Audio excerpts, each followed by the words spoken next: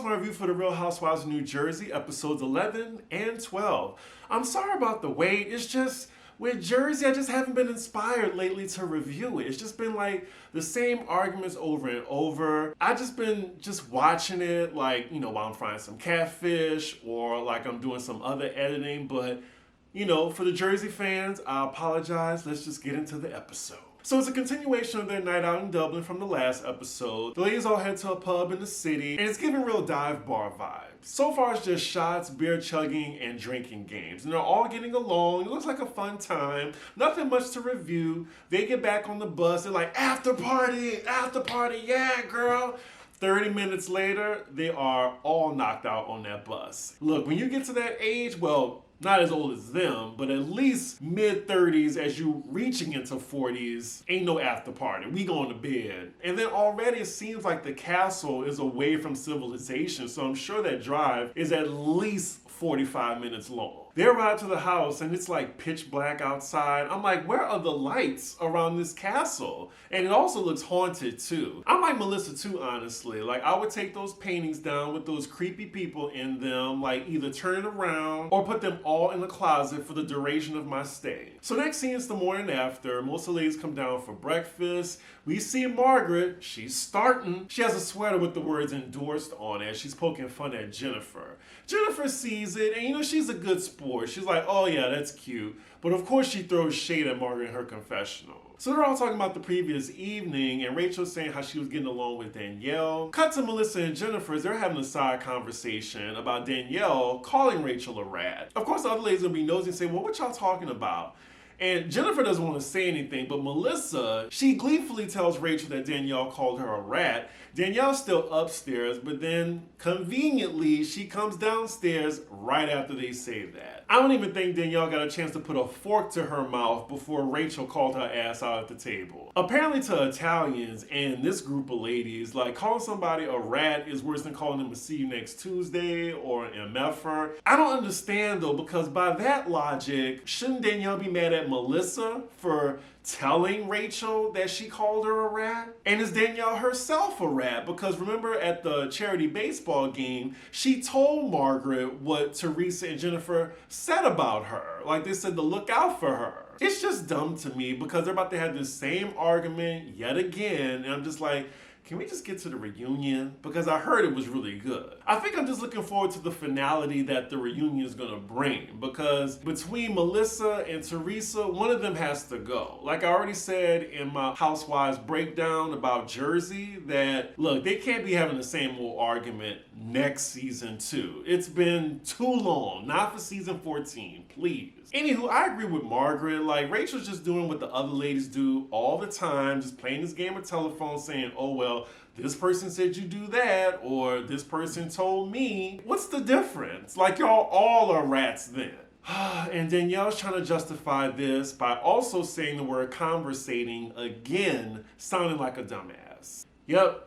Same argument, I'm bored. Mars tells Danielle she's confused because she's been nothing but nice to her. She helped her out with her logo, but she continues to keep talking behind her back about this arsenal shit. Danielle is then asked point blank, does she believe that Margaret has an arsenal? And I think she says yes.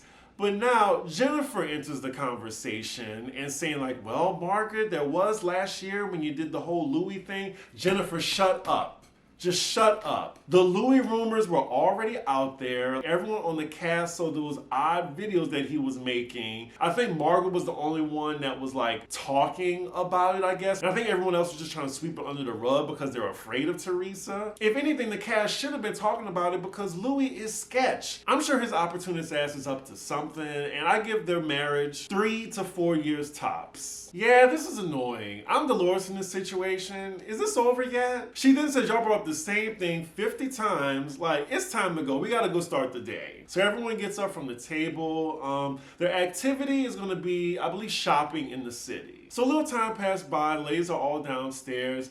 You ready for that bus ride again? That bus ride is where most of the trip is taking place. So they're all talking, and Jen Fessler gives some more good talk. She lets the ladies know that her and her husband were actually separated for I think like a year and some change because of his infidelity. They were both dating different people, but then she started to miss him and they got back together. Again, I'm definitely campaigning for Jen Fessler to come back as full-time. Truth be told, I think she's more interesting than Danielle and Rachel. So now they're all on the topic of infidelity, and you know Dolores got a pipe up about Frank. Frank did her ass dirty. We're all going to hear about it again, and they're going to show us the same 3 old pictures of Frank and Dolores. We get it. Teresa's now giving her experience with Joe Giudice and just saying that when they separated, she didn't feel anything like after she came back from jail. Well, when they were both out of jail. And then the topic changes when Teresa's talking about her kids, and Rachel asks her, are her kids close to Melissa's kids?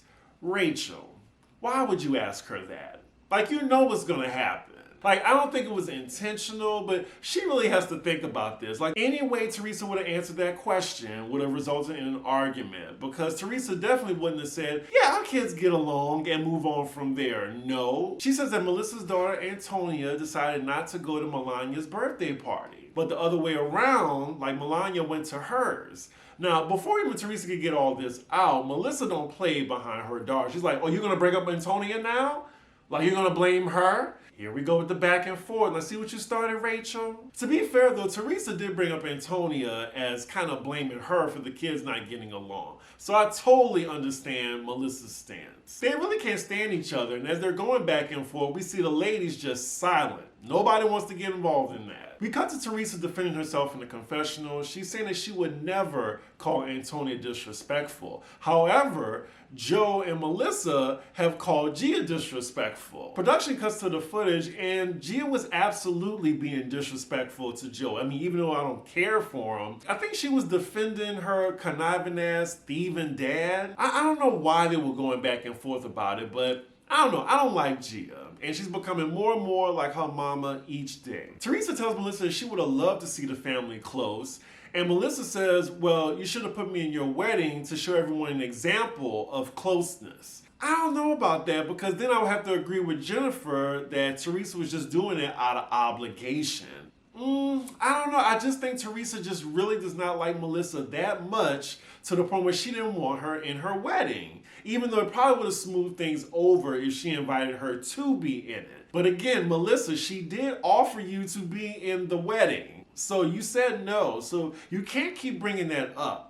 It's hard because I don't like Melissa or Teresa. Therefore, it just cancels out my fucks. What do y'all think in the comments? Is Melissa right? Like, should have Teresa just put her in the wedding and therefore they wouldn't be going through all this? Like, by showing an example of closeness? So again, they table this conversation because they arrive in civilization to go shopping. We cut to Jackie's confessional, and she's saying how big of a hypocrite Teresa is. I think we all know that. But in the way that she brought up Antonia, and how she wouldn't want anybody to bring up her daughter like Jackie did, and how she completely went off on her because of a hypothetical. So a little later, the shopping continues, and we just see all these side conversations happening. Yeah, Melissa and Jackie talking, Danielle and Jennifer. Then we see Teresa telling Jen Fessler that she was just being truthful by bringing up Antonia. Melissa tells Jackie if Rachel asked her the same question, she would have just said, yeah, the kids get along. So she wouldn't have had a problem lying just to like not argue with Teresa. I'm just still confused why Rachel would even ask Teresa that, knowing that she does not like Melissa and their families are still going at it. Yeah, I'm with Dolores, like, who's been the voice of reason throughout this entire episode. Like, you just don't bring it up. So they all headed to lunch, and side note, they're all ordering drinks right now, and I agree with Teresa on one thing, like tequila and pineapple, and make sure it's a good tequila, like Don Julio, Espolón, Casamigos. Like, mix that with some pineapple juice, it's good. Like, that is my go-to club drink. Well, when I actually go to the club. The topic of conversation is Dolores now, which I welcome because I personally think that Dolores has the freshest storyline on the show. She's talking about the possibility of marriage because she officially lives with Paulie now. I mean, I think it's inevitable that he's going to propose to Dolores, which means she'll be locked in for seasons 14 and 15. Like, get engaged at the finale of 14 and then get married season 15. A little later at the end of the table, we see Jackie asking Melissa how she's doing, and she just looks over it. We cut to her confessional and she's saying that she's had this same argument with Teresa for almost 2 decades. Girl, imagine how we feel. Like, one of y'all gotta go. Next scene, the ladies arrive back to the castle, and we're with Melissa as she's talking to Joe on speaker. She's telling him about the argument that she had with Teresa, and she's saying at this point, she's wondering does it even make sense for them to go to the wedding? Like, even for them to be there. And now it looks like that Melissa and Joe are just going to this wedding out of obligation. And then Joe says that Teresa keeps trying to push them to not go to the wedding so they can look like the bad guys. I mean, hey, y'all didn't go. I'm really trying to figure out, like, around the finale, like, what was the final straw for them to be like, okay, fuck your wedding? So fast forward to later in the evening, the ladies are getting back on the bus to go back into the city for dinner. Like, they could have just got them a nice little hotel in the middle of downtown Dublin or whatever. Maybe that's not how it works, but all this driving back and forth, I know they're tired of it. Anywho, they're all at the dinner table, and I'm noticing that Jen Fessler, now she wants to share her food. Just something I noticed. We see Rachel and Danielle being cordial and talking to each other at the table. Danielle invites Rachel to something, but Rachel reminds her that you called me a rat. And then Danielle's like, because you were a rat. So now they're going back and forth, and it is getting loud. Rachel then tells Danielle, but you said that this morning! The whole restaurant is looking at them. I kept rewinding this scene because the camera zooms into Melissa telling the other ladies, these people right here are having a candlelight dinner. You just gotta rewind the scene. Like, it was so hilarious. I mean, the first time I watched it high, so I was laughing at everything, but I was sober and rewatched it and I was cackling. You guys, these two over there are having a candlelight dinner. But again, y'all, it is the same argument. And then like clockwork, Margaret jumps in to defend Rachel. And then after that, Jennifer jumps in to defend Danielle. So then in turn, now Margaret and Jennifer are going at it. So it's round 65 for them. Now in this particular argument, Margaret does apologize to Jennifer for calling her a disheveled little drug addict. Even though I thought it was hilarious.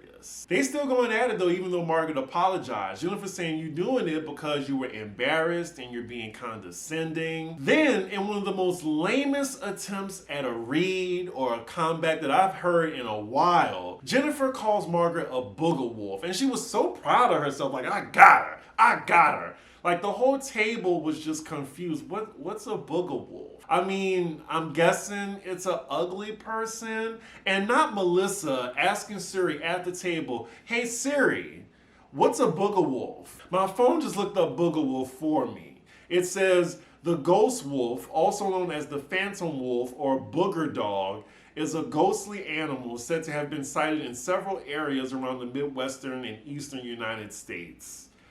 I guess. Either way, it was lame as fuck, Jennifer.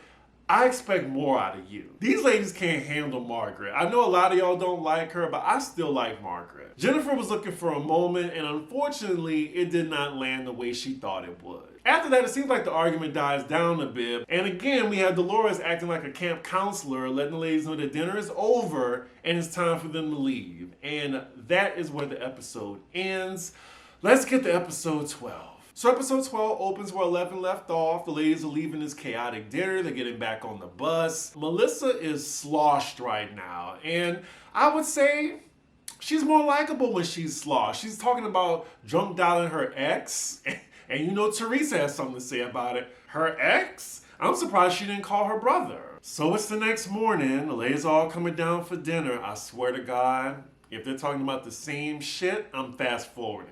I'm sorry. We're not about to go over the same thing. Okay, so something different, thank God. Dolores invites Paulie's mom over, or I should say her future mother-in-law, to join her and the other ladies for breakfast. Dolores. It looks like Paulie's mom is a feisty one because she called Dolores a hussy. Ooh, I just know Alex got a kick out of that. Wow, so the ladies are actually getting along, even Teresa and Melissa. We cut to Melissa's confession. She's saying she's shocked that Teresa actually gave her a compliment, which I'm surprised too. She's like, yeah, she was really good with my parents. So they're all laughing, ha ha ha, making jokes with Paulie's mom. And then the ladies start to get dressed for the activities for the day. I think it's a hen party that Jennifer is organizing for Teresa. We also find out that it's the last day in Ireland. I don't know, after seeing the ladies in Ireland, I'm not really that pressed to go. It don't seem that much fun.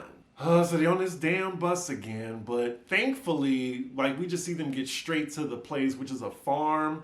I'm still not sure what they're about to do. This is also my first time watching the episode, so you're getting my authentic reaction. You know, when Jennifer said a hen party, I didn't know it was going to be this literal. Teresa even says in her confessional that she's not a farm person, and this is not what she expected to do today. Me either. My hand is going to be on this fast forward button. Oh, here we go. They're about to play a game called Catch the Cock, where they're going to be chasing cocks around, or chickens. Well, no, isn't a cock a rooster? I don't know. I don't care. Oh my God, enough with the dick jokes. We get it. Cock is a funny word. Okay, so they're all going one by one, catching the cock. We see Danielle and Margaret get into the cage together. The only reason I'm bringing this up is because of the shade that Margaret threw in her confessional. She's like, I don't know how Danielle's afraid of chickens. I mean, she's from Staten Island. There's a lot of animals there. She ain't lying. So the next activity on this farm, he brings them into this room where there's this big ass wall and finger paints. And he's telling all the ladies, with the exception of Teresa, that they're going to be painting different memories of Teresa on the wall. Teresa tries to get ahead of the shade though by telling the ladies not to draw any prison bars for when she went to jail. I mean, I don't think any ladies in this group would be that shady to do that. Now, maybe Atlanta or Potomac, but not Jersey. Why is she crying already? So then we see the ladies painting different memories of Teresa. We start with Jennifer as she puts this crude drawing of Teresa with a table next to her, because she's saying, oh, the table flip, that was so iconic. I mean, this just shows that Jennifer is a fan. I personally think Melissa was right, that she's obsessed with Teresa, and she's so glad that she is friends with her. She will never go against Teresa while on this show. Not the side-by-side production. It kind of reminded me of Potomac when they put that crude drawing of Karen next to her photo. So the ladies are all done with their paintings and they're about to present it to Teresa. Melissa goes first, and her painting represents Teresa's family moving from Italy. She can't even get the words out. Is your family coming from Italy? What's with the dramatics? Because she says that she's thinking of a time when the family was together. Her and Teresa never got along. They never liked each other, especially Teresa. She never saw it from Melissa. So what are the good times? There weren't any, so why is she crying? Surprisingly, Teresa gets up to give her a hug. She's actually been really nice to Melissa this episode. Okay, I don't care that much about Teresa's life story. We saw it, fast forward. Okay, so it looks like I spoke too soon. Teresa's getting up, talking about the memories, and she brings up her dad and how he used to say hussy. I'm pretty sure it was in a patriarchal way. She says something to Melissa about maybe not understanding. That's why there's so many tensions between them. Melissa says, Teresa, we don't have to go back down memory lane. It's a sentimental time. As she's wearing her battered wife shades. Then Melissa brings up how she was upset how she mentioned Antonia. Teresa's like, I would never say anything about Antonia. I love your children. Well, so much for the love between them. She's talking hypothetically how, she would have Melissa's kids in the wedding. Then Jennifer is asking, are you saying you want them in your wedding? She's like, oh, no. I'm just talking about, happiness and peace. The look on Melissa's face. Teresa looked like an idiot just standing up there talking to them. Can we just move on? We cut to Melissa's confessional. She ain't here for the bullshit. With them, it's always 2 steps forward and 10 steps back. And it's been that way since, season... Well, let's see. When they actually made peace, this was season 5 or 6 maybe? Yeah. It's been a long ass time. That's what I'm trying to say. Because seasons 3 and 4, they were just ready for war. But then 5 and 6, it was okay, y'all, we need to make up. We're family. And hey, now we're in season 13 and shit still hasn't changed. So now the ladies are all having lunch. The topic of conversation is Teresa's wedding. She then says that now Bill is in the wedding. Not her own brother, not her sister-in-law, but Bill, Jennifer's husband. And then, of course, the camera cuts right to Melissa's reaction. She does not look amused. Like, I just know it's getting under her skin, even though she says she didn't want to be in the wedding. Like, that's all Teresa needed to hear. Now she's putting everybody in the wedding except for Melissa. And here we go again. They were just so supportive since day one. Like, every time she says that, that is a jab at Melissa. Because it's saying that the reason why Melissa isn't in the wedding because she didn't support them. So as Teresa's talking about her issues, like subtly without bringing up her brother, you have Danielle sitting next to her. She's getting emotional. It's just eerily similar. Like, I don't get Danielle. Like, is you rah-rah or is you this sensitive person? This is so awkward. Like, girl, you just got here. Like, you don't know what Melissa and Teresa been through. I mean, through the TV, maybe. If I hear Teresa say, I want peace. I just want peace. I'm tired of her saying that. She don't mean it. She wants her peace, but her peace would be her brother and Melissa being off the show. Okay, so the next activity, the ladies are going to do a Irish spa where basically they're jumping in mud. This is disgusting. Jennifer, she organized all of this. I'll blame her because I'm about to fast forward. So the ladies are back at the castle and we find out from a FaceTime between Danielle and her husband that there's going to be a guys' night. So that means the guys are going to have their own camera time and the latter part of this episode is going to be dedicated to them. Oh joy, because y'all know how much I love reviewing the house husbands on this show. Okay, Danielle, you've said enough. Fast forward. So for the next activity, it looks like they're staying in the castle. They're all getting dressed up for a whiskey tasting. This will not be good for me because I hate Irish whiskey. Have y'all had Jameson? It's disgusting. Oh my God, Dolores, this body yaddy yaddy. That is some money well spent. And plus that Ozempic or whatever that shit is that they're dieting with, she looks amazing. So all the ladies are at the table except for Teresa. One of them asked Melissa how she's doing, and she's just saying that like, oh, I remember back in the day when the family was together, and I can't believe that we're here. I'm not buying it because I think Teresa had it out for Melissa like soon as Joe popped the question to her super early. But as she's talking about her husband Joe, we're now back in New Jersey for the husbands hanging out. It looks like Joe is hosting the party. Oh, the Joe that's married to Margaret. So all the guys are arriving to Margaret's. I'm guessing the occasion is Frank is opening up like a weed business and he wants to like give samples to all the guys. Joe Gorga gets there first and then Bill. Messy Joe, Margaret's Joe, tells Bill, oh, you're in the wedding, huh? I'm sure Joe Gorga didn't know that when we see a little irritated look on his face. We also find out that Louis the Lobster isn't attending because he has like after COVID sickness. How convenient. And I'm sure Paulie isn't going either. Anywho, when Joe Gorga hears the news that Bill is in the wedding, he tells him to his face, no disrespect, but you're an afterthought. To be invited to be in the wedding that late, like I think it's like 2 more weeks until her wedding, it is kind of strange. And I would say it is calculated on Teresa's part. I mean, y'all saw that Chanel Ayan was invited to the wedding, yet Melissa's own mom wasn't invited, which is just crazy to me. Oh God, all this bro energy. Like the rest of the guys are arriving. I really want to fast forward. So they're all smoking, and I'm guessing surprisingly Joe Gorga doesn't smoke.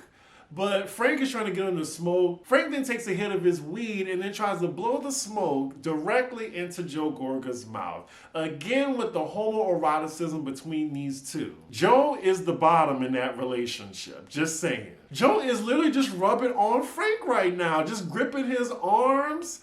Oh my God. All right, so now we get to the husbands talking about the wives and that drama. Bill being invited to the wedding. Also, what Melissa told him what Teresa said about Antonia, my daughter. Joe is high as hell right now talking about this. I personally think he's pretending, but whatever. Speaking of which, I need to take an edible right after this. I have been filming all damn day, y'all. Just a little pause from this foolishness. I did a live, like an hour and a half live. Go check it out. I also did a panel with Maddie Rance, and now I'm filming this. 2 episodes back to back, by the way. Just saying, I can use the edible right now, too. Oh, and now we have the new husbands now getting in on the drama. Rachel's husband tells Danielle's husband, oh, so what I hear about your wife calling my wife a rat? They're going back and forth right now, but you can't even take it seriously because the other guys are high. Like, I really don't even think they give a shit. Production was like, yeah, I just need you to bring up what your wives are talking about right now. Whew, well, thankfully that part is over. Next scene, we're back with the ladies all doing the whiskey tasting. Ooh, Melissa, I do not like this dress. Tacky, acky, acky. So the ladies are all tasting the whiskey. They're talking, they're getting along. For now, let's see when it goes left. So it looks like Jennifer is drunk already.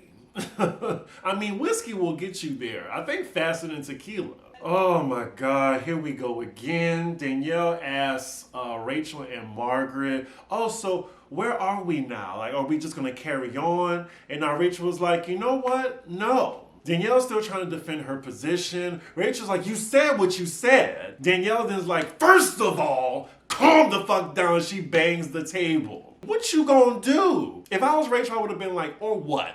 Or what? Another yelling back and forth. I don't care. Like, this all came from when they were talking to each other in that damn store about Margaret having an arsenal. You changed everything I said to make me the bad guy. For what? Like, repeating what you said? You said what you said. Melissa, be quiet. Please, you're just making it worse. Like, if it wasn't for you, they probably wouldn't have been arguing. So it looked like Melissa kind of dragged Margaret into this to where she had to address Danielle. And Danielle tells Margaret that she should be mad at her friend and not her for saying that she has an arsenal. And now Margaret is activated. Margaret then asks Danielle, well, what did she say? What did she say? Danielle, cat got her tongue because she know she ain't bold enough. She ain't got the balls to say, oh, well, this is what your friend's saying. That would have guaranteed her another season if she would have said the Melissa rumor at the table. But she's chicken shit. Oh my God. So now Jennifer enters the conversation again. Like we just had this in the last episode. We have 3 minutes left, y'all. 3 minutes. Margaret, please put these bitches in their place. Like, Jennifer, she can barely even, like, sit up straight because she's so drunk. The only thing that happens different this time, like, Danielle, now she's talking rah-rah to Margaret because, you know, she thinks Jennifer got her back. She tells Margaret, oh, well, you're the one who told this one, that she's pointing to Jennifer, that her husband cheated on her and her kids know now. So now Danielle fully has Margaret's attention. Margaret leans in and says, you know what, I'm gonna tell you something.